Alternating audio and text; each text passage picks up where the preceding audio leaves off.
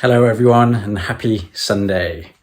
So what I thought we would do today is a little bit more of a family segment. I mentioned it last week. So we are going to explain our kind of experience of having a baby here in Russia. As you probably know from some of the videos I've done, I've mentioned it briefly. We had a new baby daughter in the summer of last year here in Orenburg, Russia. So I thought it would be quite an interesting story to explain our experience and what we thought of, the hospital and the treatment we got with having a baby. So let's discuss that with my wife. We're going to sit on the sofa and just explain that really. Also, we'll have George and Gordon reading another one of their favourite poems. And maybe if we can get George to read a little bit of his favourite Russian stories as well. So we'll put that on the end. So make sure you watch to the end. If you're liking it, remember to like, subscribe, share, and comment what you think of the content today. Hope you enjoy.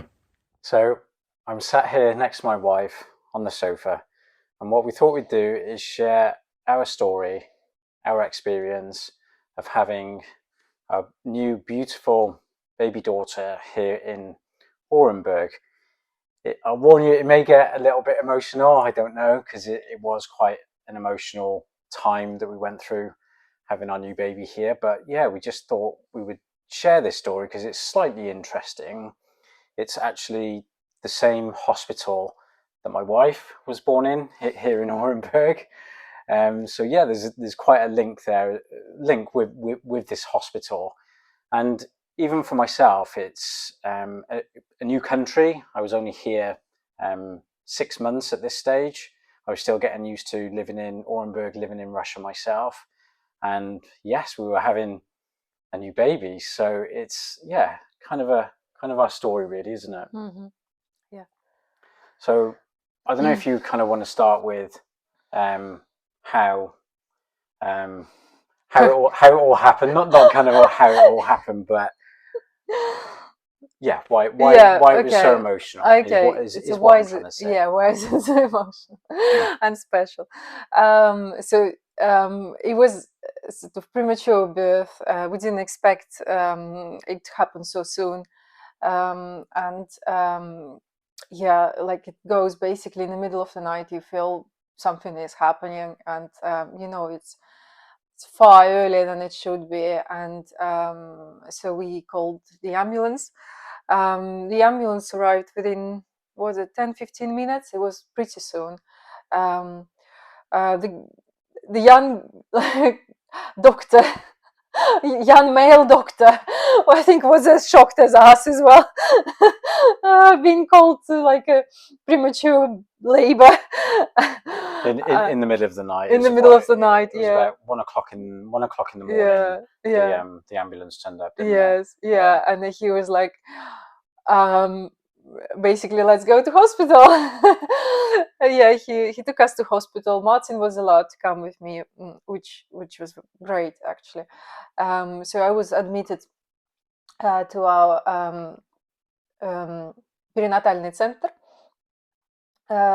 in Gagarina, Orenburg.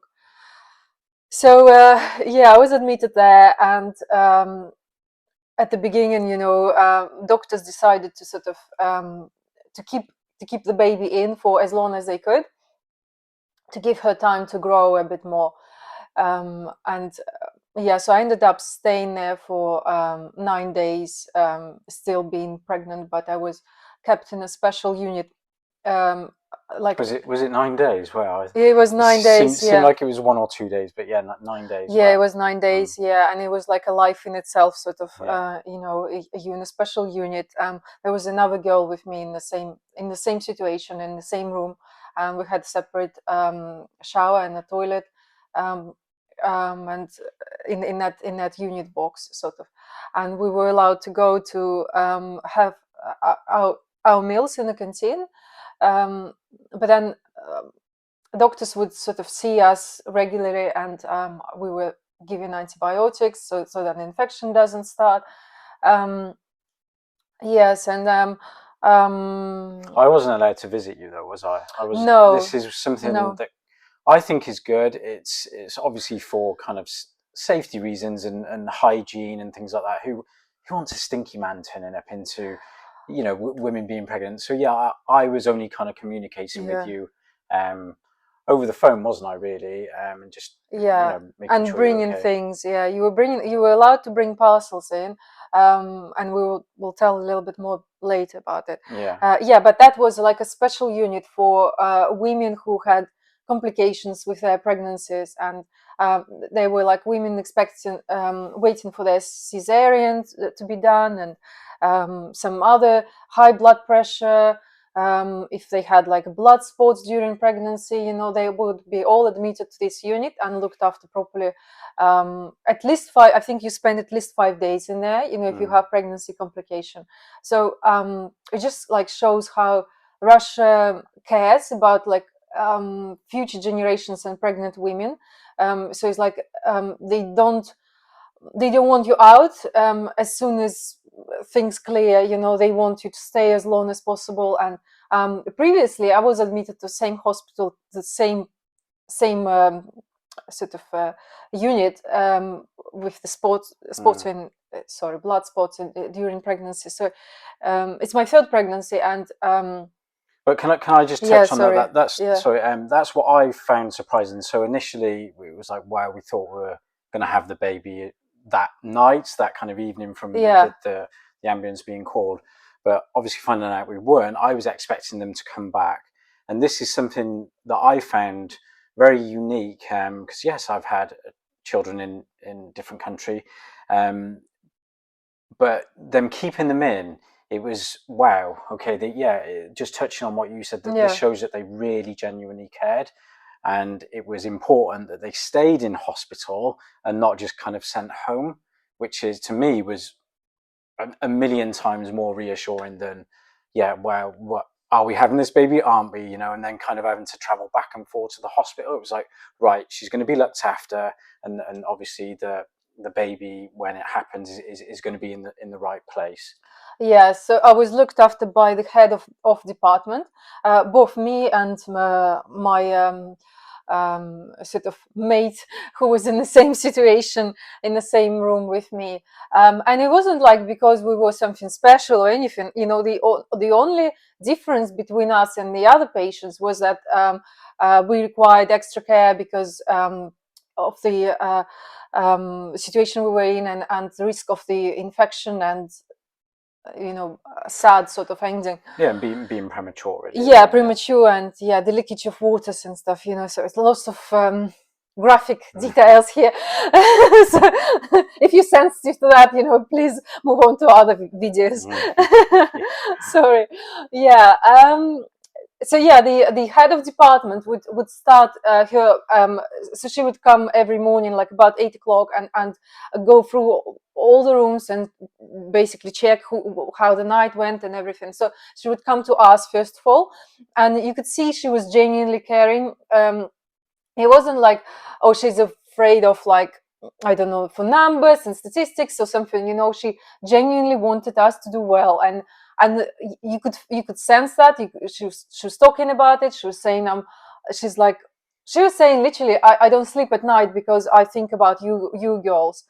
And that was really special. I'm getting emotional here. No, but you would tell me this, and I'm like, wow, that to me shows how much these doctors and nurses are caring. But again, that's something I've found with all kind of healthcare in Russia. They are genuinely so adhering. They do want to care for you. It's not like it's it's not like it's rushed and it's like next patient. It's like, right, okay, let's care about this person. And I later found out that she actually, this woman, she got in touch with my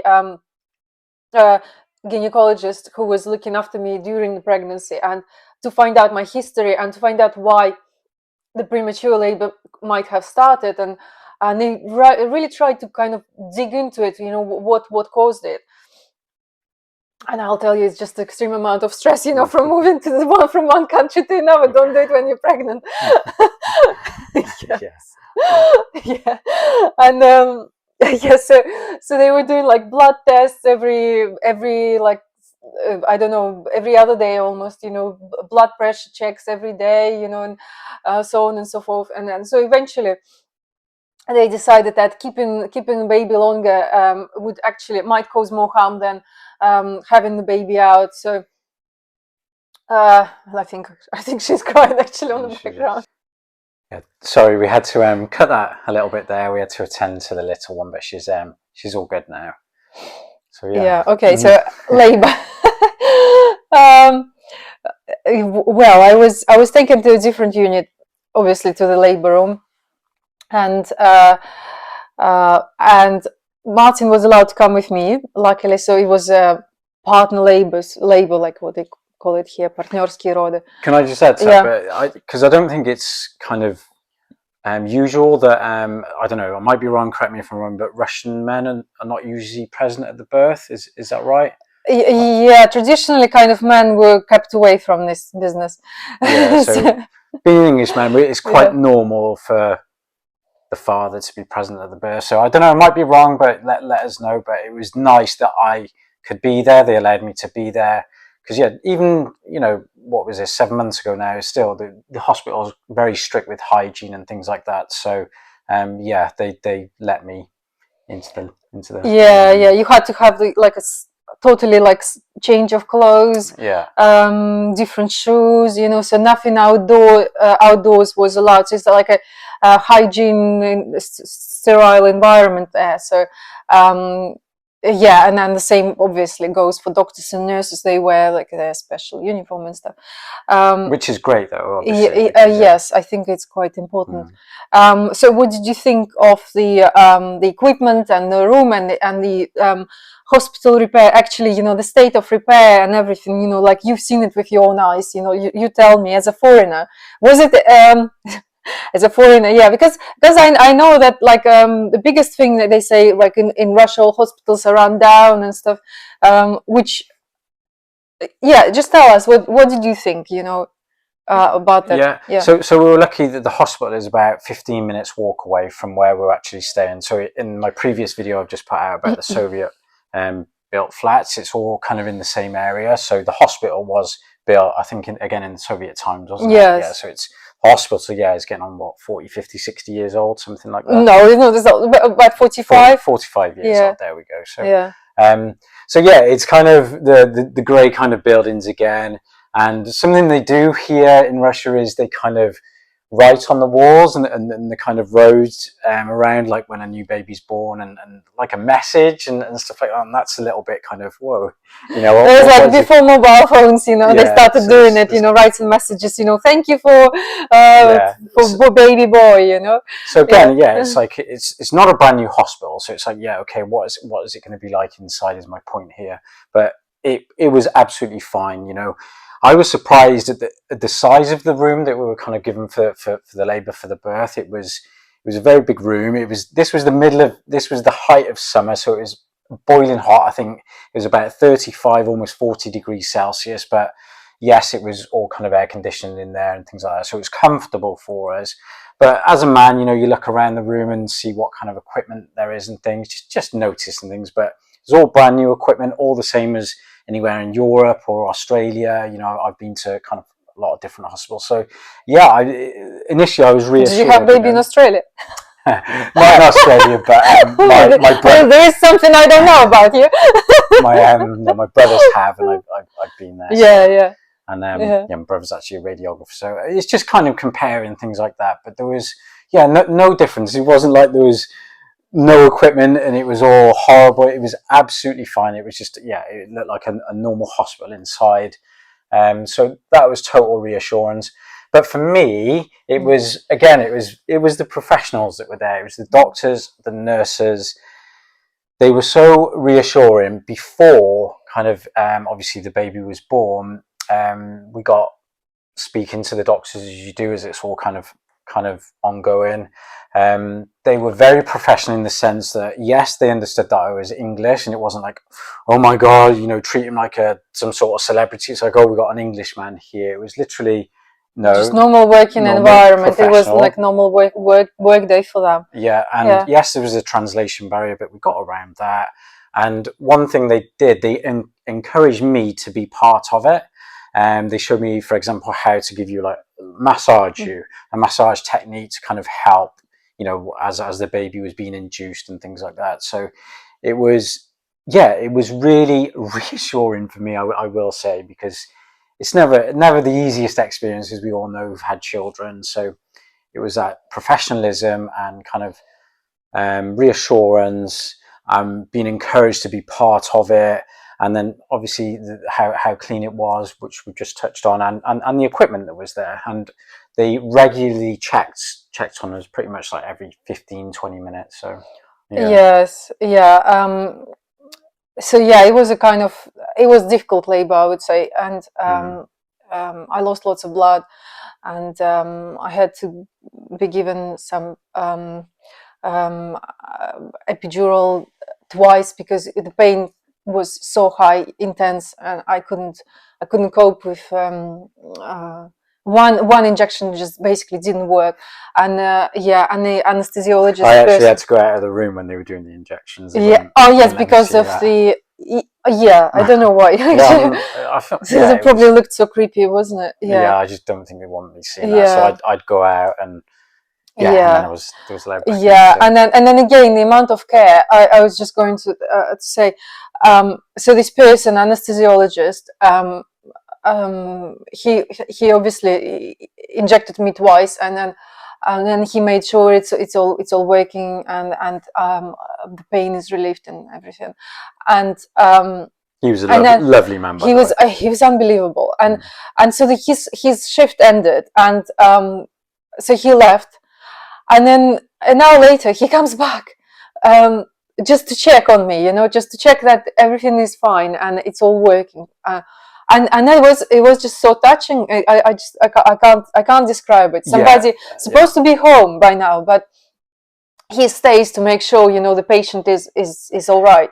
But it wasn't just for you. He came over to me and he shook my hand and kind of, in the best way, in kind of translation, everything will be okay. Yeah, it was. It was really special. So then, and what's happened then? You tell me, because I was like spaced out. So obviously it all started happening quite rapidly as it does, but it was kind of the nurses that stayed in there. We always had 2 nurses in the room at that moment in time, and then it was quite quick. It was all of a sudden, in the space of 30 minutes from it kind of starting happening, baby come out. Initially, those 2 nurses that were there, they stayed with you, and then there must have been about another 4, 5 or 6 doctors kind of come around, put them into the little baby kind of, what is it, like unit thing, and there was 6 doctors round at that one time, all looking after this baby, obviously seconds old, and just I would just stood back and I'm like, wow, there was eight doctors and nurses in the room at this moment in time, and it was just like, okay, it's that they're looking after her. They're there. It's all going to be okay. They did call me over to kind of come and look at one stage, and it was just like, wow, Yeah. And then obviously they were attending to you, and okay, it is natural, but for me, it was just the amount of people that wanted to. One thing is like, you could see it's like a proper process. They obviously, the experience and planning that went into that, because they knew it's a special case. It's not easy. So it was like it was a proper emergency team, and it was all properly, I don't know, like a proper scenario, and they played this scenario, and everybody knew what they were doing, their role, and because the count was on seconds, literally, because the baby, she had pneumonia. She had to be taken to ICU unit, and so it was all like like that, you know, like a special mechanism, you know, like a clock, you know, that just churning, you know, every bit of it was doing their own part, and it was just. And we weren't the only one having a child that day, you know. So yeah, it was just total and utter professionalism, you know. It was, and this again is what I've noticed about Russian people, Russian professionals. They are so meticulous, they are so skilled at what they're doing, and it just shows in their kind of enthusiasm, their personality, and that reassurance that you're going to be looked after, or they're going to get the job done. In this instance, it was the birth of a new baby, so yeah, it's quite important. It was just was just the whole kind of wow, and the reassurance I keep saying, but it's it was. Yeah, and then it's so difficult and emotional to say, because that moment, but it's and then making sure you're okay in all of this as well. I'm doing nothing, by the way, I'm just stood there, so yeah, I should have filmed it all, really, shouldn't I? But it's I don't think you were allowed. But yeah, what I'm trying to say is like, wow, yes, they know what they're doing, and this is she'll be okay, you know. Yeah, and then I should also add, you know, this cost nothing to us, you know. I mean, in terms of money, we didn't have paid a penny for that, you know. Neither for any like medication, whatever, you know, nothing, you know. It was absolutely free. But I know these doctors, they were, and nurses, you know, they don't do it like for money in a way, you know. It's their, like, they do it because it's their duty, you know. It's a really interesting thing about people here, actually. Yeah, again, what I just said, and what the point I'm trying to get across, Russia is an excellent place to live from what I've seen, because like I said, I was only here 6 months by this time. Everything was still new to me, and it was just like, wow, what is it going to be like having a child here? Is it going to be all right? Not just because it's Russia, because it was a different country to me at the same time. Yes, obviously you were brought up here and in the same hospital. But I didn't know what to expect myself, because like, I mean, since when I was born, you know, a long time has passed. So I don't know. And they didn't disregard me either. It wasn't like I was just pushed away to the back. It was like, because obviously, it's difficult for what you'd gone through. So your communication, and even my communication, yes, but there were some doctors that could speak bits of English as well. But they were totally reassuring me every kind of step of the way, as much as they could, with a premature baby being born. And then it was kind of just then she was taken away to ICU, wasn't she? Yeah, she was taken away to the special unit for small premature babies. And unfortunately, since this pandemic, we had more premature babies being born. It's just statistics. So they had to build a separate. That's what I was told later. So they had to extend the hospital and increase this unit because more premature babies being born. So she wasn't. She didn't have to be rushed away to a different hospital, for example, or a different part of the city. It was like downstairs, was it? We were on like level 1 or 2. Yes. And then it was kind of on the first floor, wasn't it? I think. Yes, on the ground floor. Yeah. So the baby was taken away, and I was taken to mom's unit. You know, where, like, well, I think normally moms with newborn babies go, but in my case, it was just me to recover, you know. So then I got my care there. I was given like injections, you know, to stop blood clots and all sorts, you know. So I was looked after, you know, to make sure, you know, I'm okay. The baby was looked after in her own way, but I was allowed to go and feed her and ask any questions. And also Martyn was allowed to come, because I walked home at the middle of the night, didn't I, after kind of we knew you were all kind of being looked after, and then I was allowed to come the next day to the ICU unit. Yes, and see her for the first time, and she was just tiny. Well, see her properly. Properly. Yeah. Well, like. But again, me doing a man thing, kind of looking at all the equipment, the equipment was immaculate. It was second to none. There was lots of doctors and nurses in there. So even though you're not with your baby, you know, it's absolutely fine, you know. And you know, this even down to the security of these rooms and stuff. You know, like your baby was going to be looked after, for my reassurance again. You know, so yeah, it's kind of scary, you know, to give your child away, you know, as we all know. So or give it away to the I mean, like, yes, out of your possession is like, because we're not used to it, isn't it? Every time and they do that in Russia. Years ago, it was a different system here, so they would, like, you have a baby, and then nurses would take the baby away and give you rest, and they will just bring the baby for feeds. Nowadays, it's like the same system as in Europe. You know, you look after your own child. Every mom looks after her own child, irrespective of whether she's tired or not. You know, you have to do it. So for me, it was unusual, yeah, of course, an emotional time, really.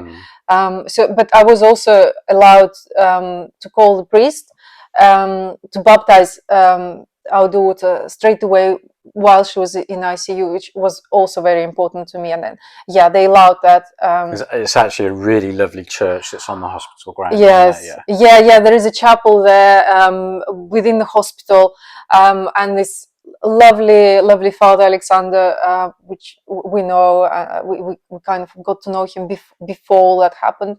And it happened. So basically, he baptized 3 babies at the same time on that day. All in the ICU. All on the ICU. Yes, we arranged it all. You know, 3 moms got together, and it was lovely. And then so we baptized her on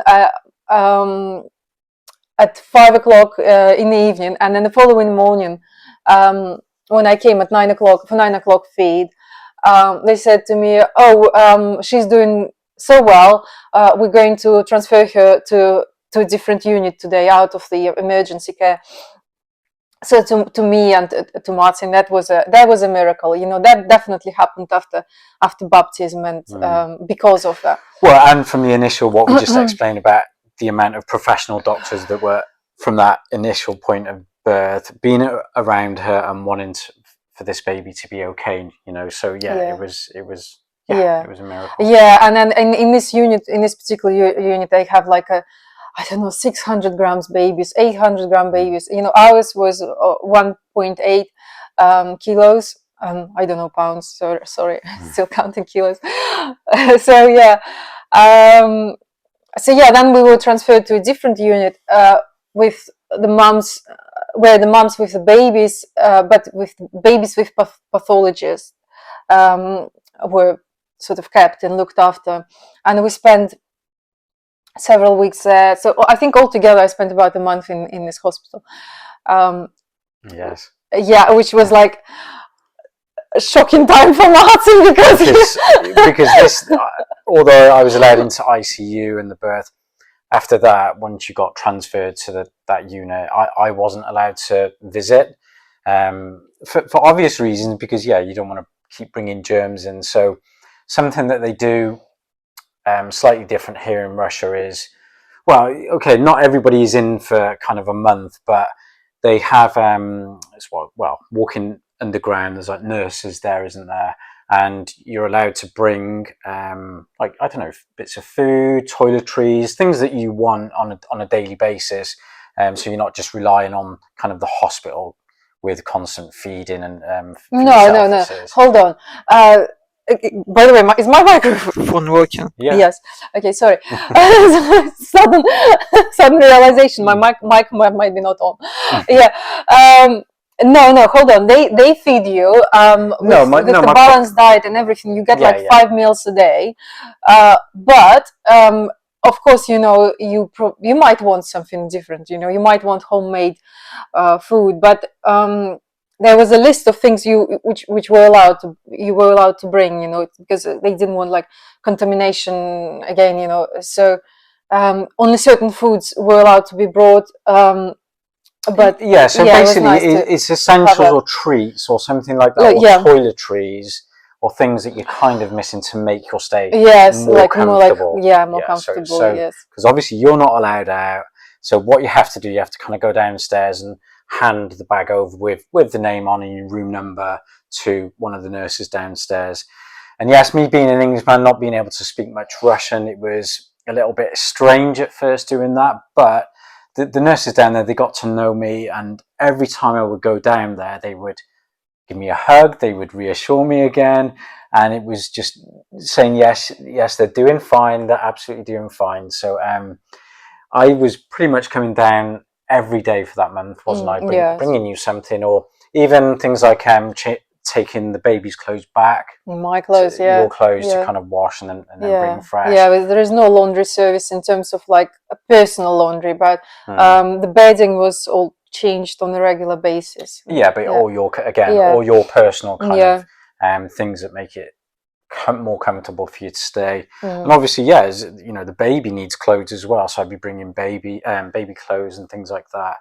So for me as well, that was kind of a bit of a wake-up call. It's like I'm on my own in Russia here as well, albeit yes, we've got family here, but I had the other children with me, didn't I? And it was in the summer, so they were off school, so I was looking after them, and you were in hospital. So it was such an intense, emotional kind of episode for us. Episode, is that the right word? Just moment in time, but it was all okay, wasn't it? We were just getting on with it, you know. Like, you don't have time to sort of think whether it's right or wrong, you know, what is happening to you. You just have to, you know, pull yourself together and just get through it, you know, isn't it? But also, kind of what we're trying to say here as well, it's more of a, well, you wanted to say it's a thank you as well at the same time, isn't it? For all of that. Yes. The care we received was absolutely amazing, and especially like it's a very stressful environment, you know. Like especially this last unit was where we spent kind of the most of the time. It was also very intense in terms of like there was no air conditioning because you're not allowed to have air cons in this environment with such like small fragile babies, and it was plus 40 outside. We were all like literally going mad, you know. I mean, like moms, you know, we've been locked in this confined environment, you know, all different emotions, all fears about like your future of your child, and all sorts, you know. Like we were like the working environment is really difficult there for people who do their everyday job, because they have to deal with all these crazy moms, you know, with their fears and maybe hormones, you know, after labor and all sorts, isn't it? Well, yeah, because actually, even though I couldn't see, like, physically come into the hospital, we could wave through the window at you. So I'd be stood outside on the phone, you'd be on the other on your phone, and I could hear kind of all the chaos in the background, you know, all the emotion you could hear. You know, it's not only chaos, it's like you live on schedule, chaos, constant schedule, you know, isn't it? You know, from the morning, you know, you have such and such like blood checks, you know, pressure check, you know, I don't know, babies, some constant checking babies, you know, for all sorts of stuff. And so that is kind of the control, kind of controlled environment, really. Yes, it is. Yes, but you were looked after, weren't you? It was, and now we're out. She's 7 months old. Yes. And she's absolutely fine, isn't she? Well, yes. I mean, as far as she's obviously behind with her development, you know, we wouldn't expect her to be like 100% like other babies, but she's catching up, and she's fine in that respect. And yes, so this video is a big thank you, really. You know, I mean, I never really had time to stop and say thank you to people. We did say our thanks when we were leaving hospital. We brought like cake and stuff, but it's just nothing comparing to what they've done for us, isn't it? Yeah, I can't. I honestly, I'm amazed and thankful. I'm lost for words, really. Yeah, it was a difficult time, but we were looked after. So thank you as well. Yeah, and it's a really, really, really difficult job, you know. The jobs they're doing, they have to be, well, like I guess in any hospital, but I see what I mean. You know, when you're sort of healthy, you don't know about these things, isn't it? You know, when you don't see what's going on there. But it's like, these people, they work 24/7 and non-stop. And no, I mean, obviously they change shifts and stuff, you know, but it's like it's a constant working working machine, and it can't stop, and it's just goes on and on and on, and really this, you know, wasn't a video to try and play off one health system in one country against another, but for me it was to experience the birth of our child, and to know that it was all okay. So I don't know, maybe we can have another one, right? Right now. But it's it was it's just, for me it was like, it's all okay again, everything that I've experienced and been through here. So yes, and then I must say, actually, you know, throughout this month, I think I've been on every single floor of this hospital, because every unit occupies one floor of the building. Yeah. So what floor are we on at? Which window do I have to look at? Yes, yeah. So although the hospital in itself is about 40 odd years old, the repair in there it's all brand new. So. Yeah, so we had everything that we needed. So it was comfortable, and I mean I had two babies in another country where we lived before, so I got something to compare with. So yeah, it was good. The state of equipment, the state of repair, and especially people. Especially the people. Yeah. So okay. Well, that's our story. Hope you enjoyed that. It was a little bit emotional, but yeah, it was kind of your idea. You wanted to share that. Yes. And again, that's what I'm trying to obviously show, just how we're adapting and how well we're doing here in Orenburg, here in Russia. So thank you. Thank you for watching. Александр Александрович Фет. Летний вечер. Летний вечер, тихий ясен. Посмотри, как дремлет иви. Запад неба бледно-красен, и реки блестят извивы. От вершин скользя к вершинам. Ветер ползет лесною ввысью. Слышишь ржание под оленем, тот табун несется рысью.